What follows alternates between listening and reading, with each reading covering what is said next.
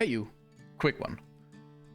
This video briefly uses monsters of the horror variety, and will use visuals that are a bit gory due to the nature of Frankenstein. You know, you have to break a few eggs to make an omelette, and you will have to cut up a few bodies to make a fleshy golem. Horror and body horror is however not the focus of this video. You know yourself and your surroundings best, so please be mindful of that. Thanks. I've been thinking a lot about monsters lately. No, stop, wait, no. It wasn't exactly these kinds of monsters I was thinking about. It's more the kind of monsters that wish they weren't dead. You know, the kind of monsters that were perhaps never really monsters to begin with, until they were made to be. In my ruminations on monsters, I've been especially drawn to the tragedy of the perceived monster. In a lot of monsters in stories and media, I've talked a lot about creatures tragically turning monstrous and dangerous due to obsessions, falls from grace, or even just being the victims of terrible fates.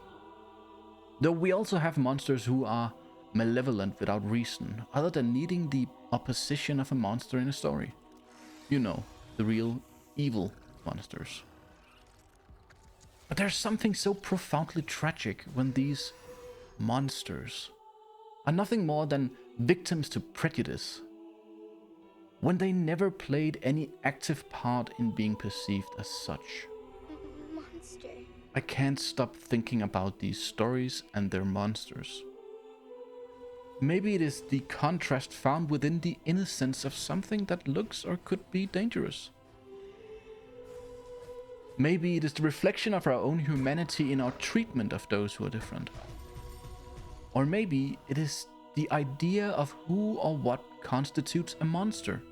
You know, what part makes the monster? And who decides what is a monster? Who sentences these creatures to tragedy? I think there's no better story to exemplify the tragic, misunderstood monster than that of Frankenstein. Spoiler warning, I'm going to talk about Frankenstein, both the book by Mary Shelley, but also by the time of writing this video, the recently released movie by Guillermo del Toro. Before we get too far, I would really suggest that you watch that movie. I think it's a masterpiece of cinematography, symbolism, and a fantastic way to retell the story of Frankenstein's monster. Though not as new and maybe not necessarily in need of major spoiler warnings, I am also going to talk about Team Ico's Shadow of the Colossus and the animated movie The Iron Giant by Brad Bird.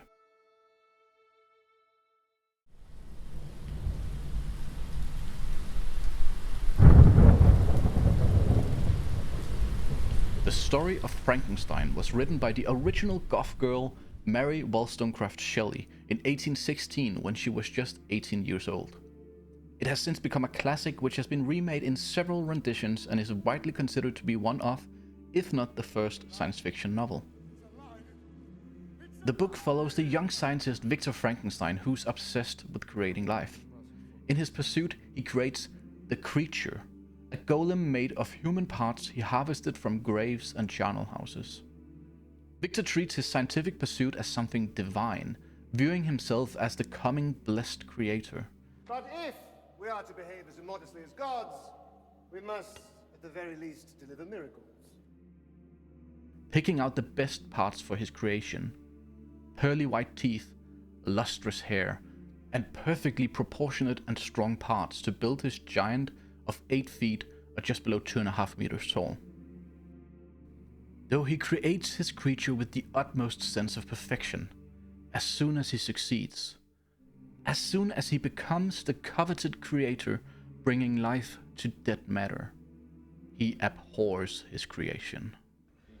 No, don't touch me! Don't ever touch me! As soon as the creature is born, it is hated, rejected, and abandoned. Though the creature doesn't know it yet, he is born to be the rejected and isolated Adam to a contemptuous and selfish god. I think this is one of the most tragic parts of the story of Frankenstein, or rather Frankenstein's monster. He is condemned to be punished for a sin he did not commit. For it cannot be the sin of the creation to exist. It can only be the sin of the creator to create carelessly and without responsibility. Victor does not see this. Rather, he feels punished for his hubris. In his bitter cruelty, he calls his creation by many dehumanizing epithets.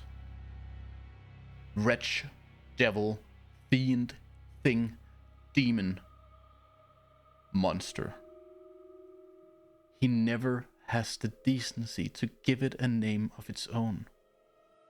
As Victor abandons his creation, it is left to its own devices. Like a newborn, he knows nothing of the senses he's given and the world he's living in.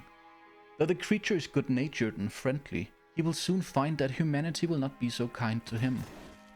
At every point where the creature interacts with humans, he's attacked, chased, and rejected.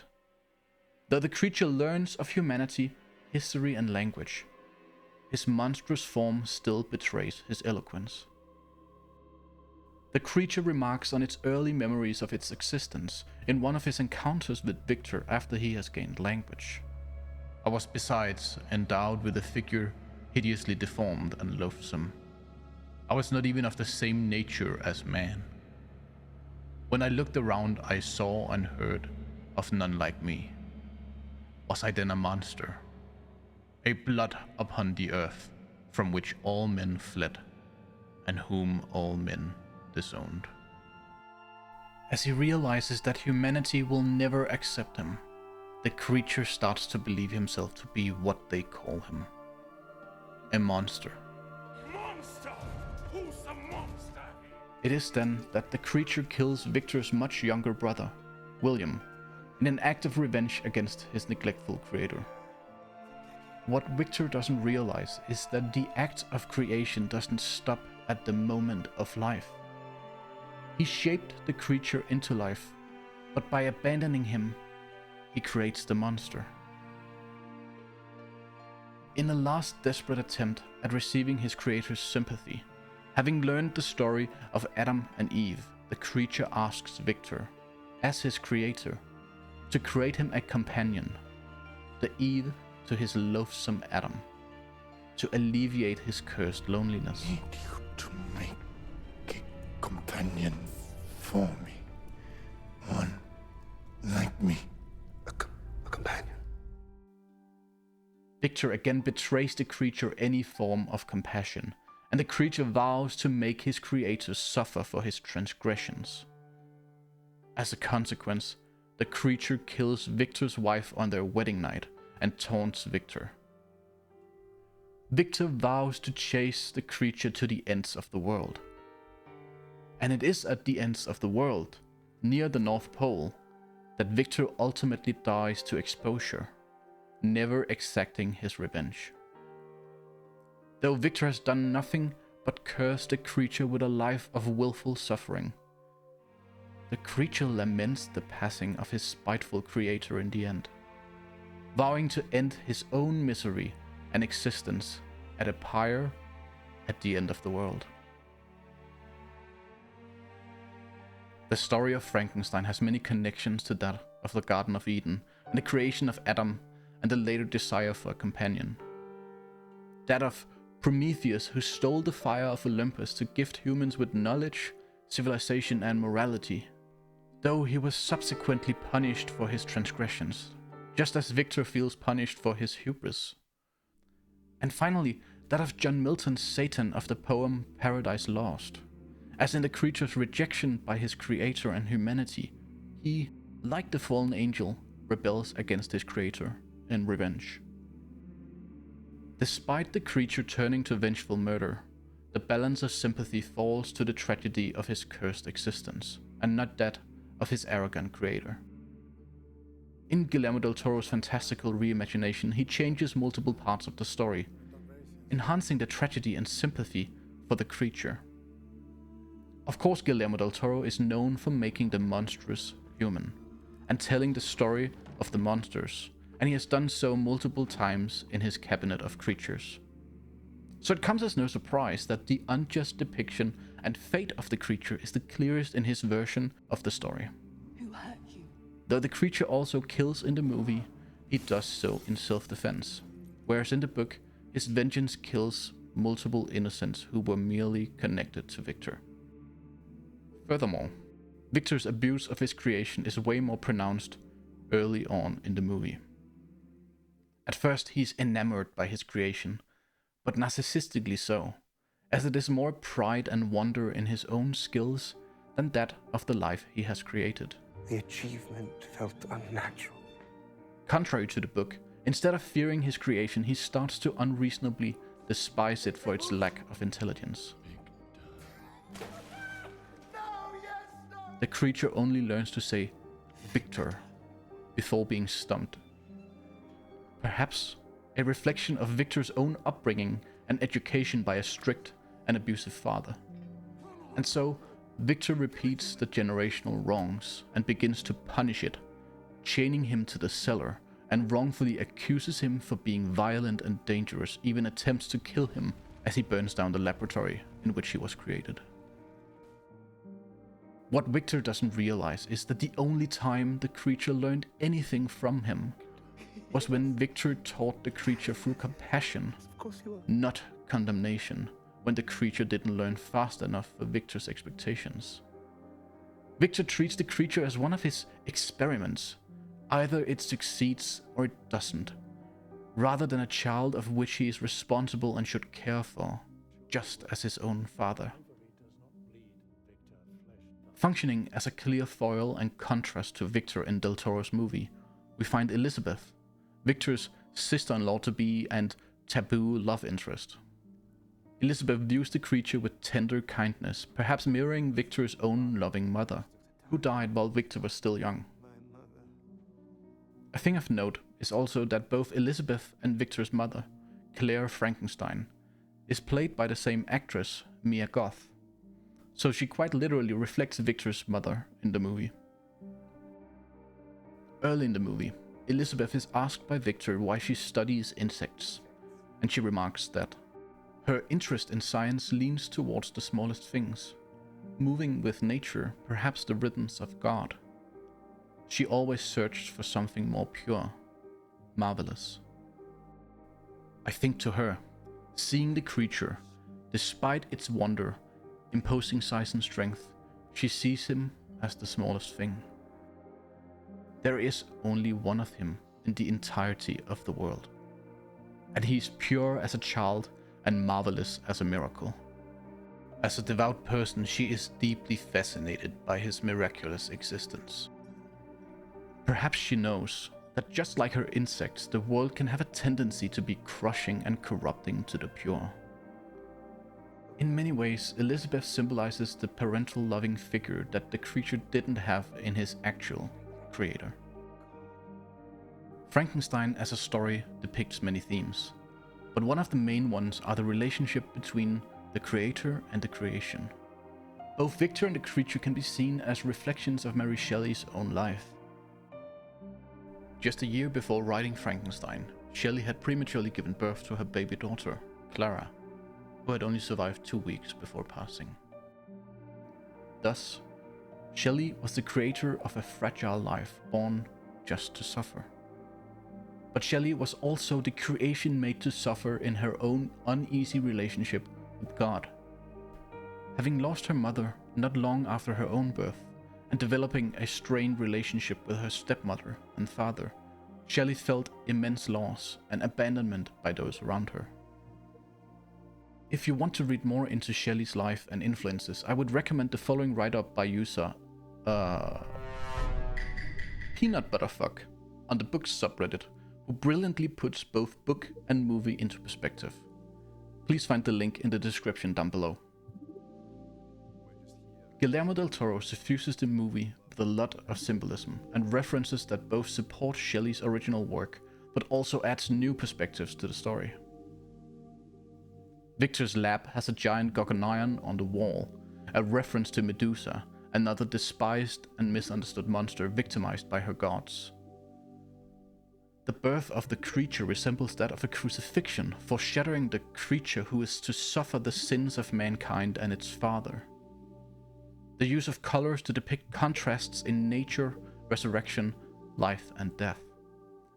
If you're interested in more of this, user The Sun Hunter makes a great analysis on the Guillermo del Toro subreddit. I put a link in the description.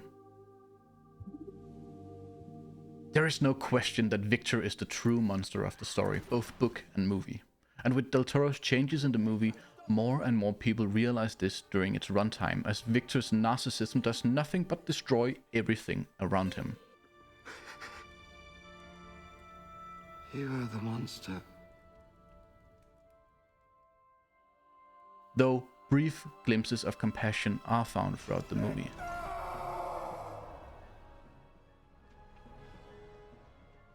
While in the ending of the book, Victor never shows any remorse, Del Toro's version ends with Victor and the creature's reconciliation, with forgiveness and acknowledgement of the father-son relationship, bringing peace to the dying Victor, and perhaps a bit of hope to the broken creature. The story is, however, still one of tragedy. No matter the reconciliation, humanity has proven that the creature will always be a monster to them, spare but a few tragic exceptions. The movie ends with a quote, "And thus the heart will break, yet brokenly live on." A quote by Lord Byron, who once in 1816 challenged a young woman to write a horror story. A story about a creature who was created just to suffer the terrible abandonment of its arrogant creator and the prejudice of the world.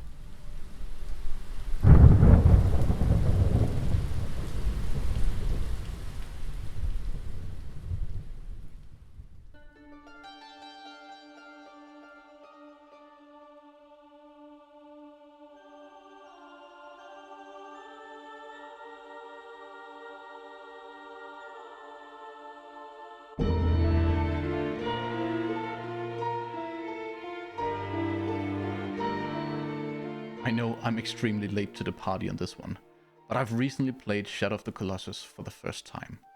And wow, this game is beautiful, and the atmosphere of the world, even though it is for the most part empty and quite esoteric, seems to contain so much story. Shadow of the Colossus originally came out on the PlayStation 2 in 2005, and was later remade in 2018, showing off its beautiful and impressive titans in high fidelity. I think there's a very primal part of my brain that just loves giant, monumental creatures. I, for example, love Godzilla movies, despite the sometimes contrived storylines, just because of the immensity of the monster and its special effects. So I kinda knew going in that I would love this game. And I really did. And even though I knew a lot about the game, I was somehow still surprised by how it felt to play.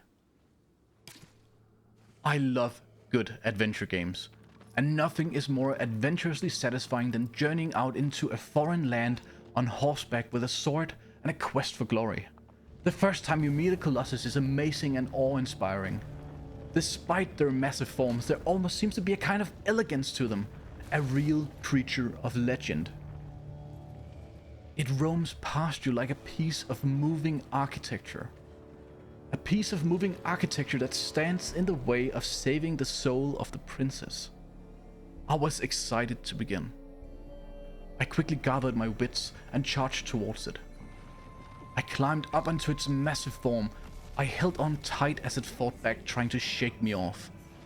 It might have succeeded once or twice as I got my bearings on the controls of the game. As I found its first weak spot, I gathered up my strength and thrust my sword into the monster, tearing into its life force again and again. It didn't take long before the massive temple of a creature started faltering.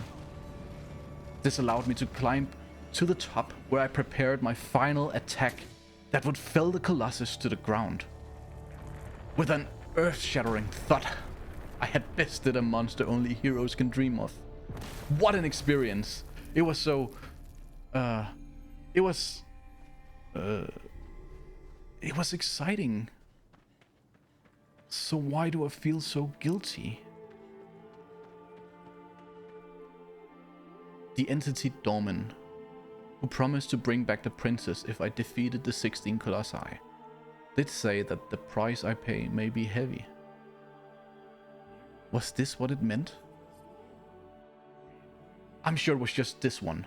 It was the first of the Colossi after all, so of course it would be easy, and perhaps therefore it felt wrong. Like, they need to fight back more, then surely it will feel better. More deserved. Multiple Colossi later, it didn't. Even when the Colossi through the first attack showed aggression from the start, even hunted me. It felt more like they were protecting themselves and their land, like a mother defending its young or an animal its home, than that they were trying to kill me out of any malevolence. Playing Wonder, I had selfishly trespassed on forbidden land and followed the orders of Dormin, a forbidden entity in a desperate attempt at bringing back the princess, who was sacrificed for having a cursed fate. Wonder puts his trust in an entity so evil that a whole land has seemingly been forbidden in order to keep it sealed. Wonder is not heroic. He is desperate from the grief of having lost the princess, and many despicable acts have been done in desperation.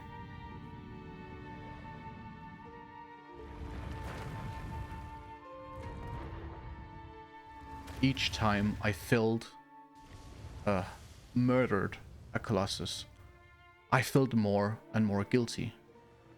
Each time a Colossus hit the ground, dying from my ruthless attacks, and the sad music started playing, I felt worse.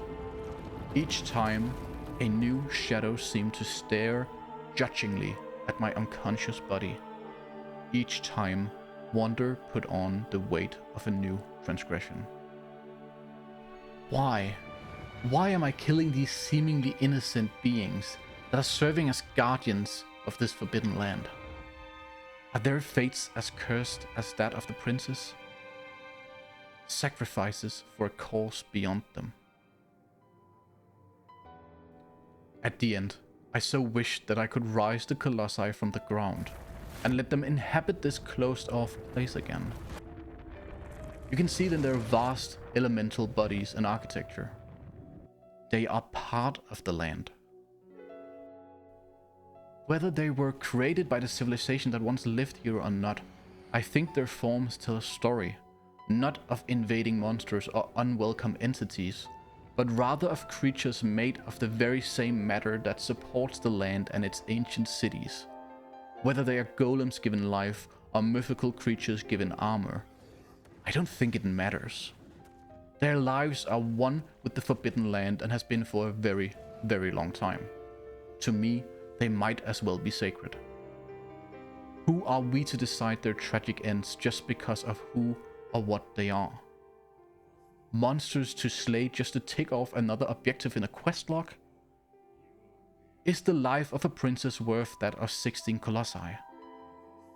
If they had just earned my wrath, or anyone's, it would have been much easier to accept their need to fall. But they have done nothing to deserve my ire, other than being pieces of a puzzle I'm solving. I know that functionally they are seals to hold the 16 pieces of Dormin's power. But when I filled Colossus after Colossus, finding their forms reduced to rubble afterwards, it didn't feel like I had just broken a seal. It felt like I had broken a living piece of the land. That I had killed a mythical creature that would never get to tend the land again. I've seen posts on how the Colossi are barely sentient, golems of rotten dirt, and how they are part of the evil Dormin, and that we should not feel bad for killing them. How they act, how they recoil with pain when their weak points are attacked. Those notions don't seem barely sentient to me. In those eyes I saw pain, and what is pain if not evidence of intelligence? They might be holding a part of an evil entity's power, but I don't believe that makes them part of that evil. Like a child who doesn't carry the sins of their ancestry, I don't believe these colossi carry the sin of their burden. Each time, the tendrils of darkness impaled Wonder. I got the sense that what I was trading was the lives of these majestic and impressive ancient creatures, for that of something that should stay far sealed away. This becomes very clear towards the end, as you fell the last Colossus, fully awakening Dorman, who consequently takes over Wonder's terribly corrupted body. In the end, Lord Eamon, who had pursued Wonder to this place to stop him, successfully reseals Dorman and somehow reverses the reincarnation ritual and finally destroys the bridge to this forbidden land. Dorman, having apparently held its end of the bargain, returns the soul of the princess Mono, who wakes up to find a horned baby where the Dorman-possessed Wonder had fallen, suggesting that perhaps Wonder was reincarnated with some fragment of Dorman's power. Perhaps it is destiny, that the very essence which were held within the Colossi now seems to be held within the reincarnated Wonder, who is now bound to grow up in the very land that the Colossi roamed, and perhaps bound, if he's ever able to leave, to be seen as a little more monstrous. Are we the baddies? But a question still lingers on my mind.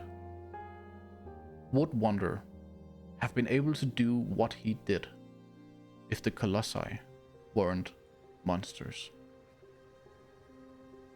What if Dorman had been bound within 16 humans instead?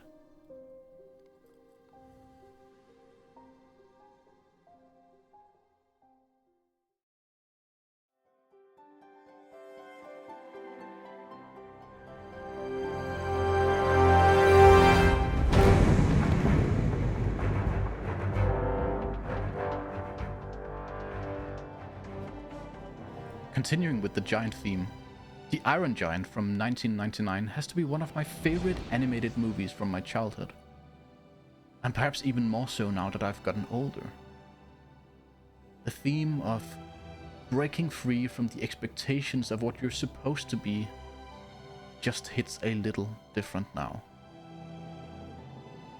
Unlike Frankenstein's creature, who was created by Victor just to prove that he could defy nature, the Iron Giant seems to be built for a different purpose. The giant seems to be created for the purpose of being a weapon, a word easily interchangeable with monster in this context. He's equipped with multiple lasers and defense systems, originally meant to be an autonomous alien planetary invasion force. However, by chance, a bump on the giant's head from its crash landing on Earth seems to have caused the planetary invasion protocol to fail, allowing the giant's curious, childlike and gentle nature to develop. It is through the fateful influence of the 9-year-old boy Hogarth that the giant slowly learns to distinguish between right and wrong, and life and death. Not much different than Frankenstein's creature and the old man. By becoming the giant's trusty friend, Hogarth inspires the giant's heroism by relating him to Superman, since they both crash-landed on Earth and are men of steel who wants to do the right thing. The story unfolds during the Cold War. Paranoia and fear-mongering is in the high seat, meaning that everything is a red flag and a danger to society, feeding into the uneasiness of the characters in the movie. This is no clearer than with the main antagonist, Kent Mansley, a corrupt government agent who remarks, "All I know is we didn't build it, and that is reason enough to assume the worst and blow it to Kingdom Come." The giant is unknown. It comes from space and is of alien origin, so it is easy to fear him. Though, much like Frankenstein's creature, who turned monstrous when humanity refused to see him as anything but a monster, the Iron Giant turns violent when met with violence. Though much like Frankenstein's creature, the giant has a compassionate and helpful personality. Perhaps unexpected from his exterior, with the giant being seemingly mechanical, it clearly shows that he is capable of understanding and showing emotion, as seen when he's faced with the concept of death, but also at the concept of himself being a weapon. Something he learns to despise and actively fight against. I am not a gun. These emotions are also what then makes the giant go full on guns blazing against the military once he believes that Hogarth has been killed by a military missile. If they want a weapon, they will get a weapon. However, when Hogarth regains consciousness, he's able to reach the giant and bring him back from beyond his war machine programming, just before he eradicates the military.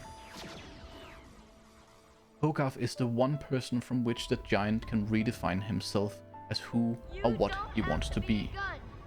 You are what you choose to be. You choose. Hogarth believes this strongly and sees goodness within the giant, despite how dangerous he might have been created to be. Perhaps it is the purity of the child and their unprejudiced views of the world that allows Hogarth to see the giant for what he wants to be, rather than what he is expected to be.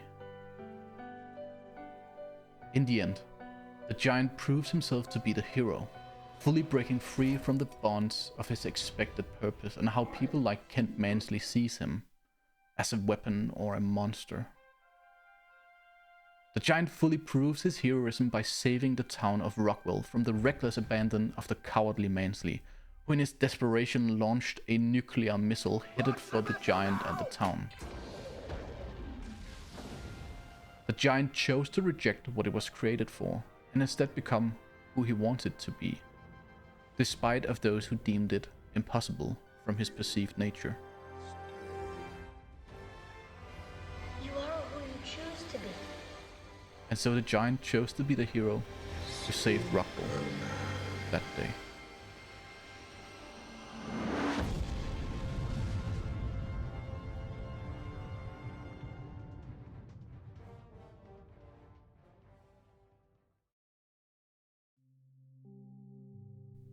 This idea of the misunderstood or non-malicious monster exists so many places, often as a catharsis for the outcasts or the moral teaching of don't judge a book by its cover.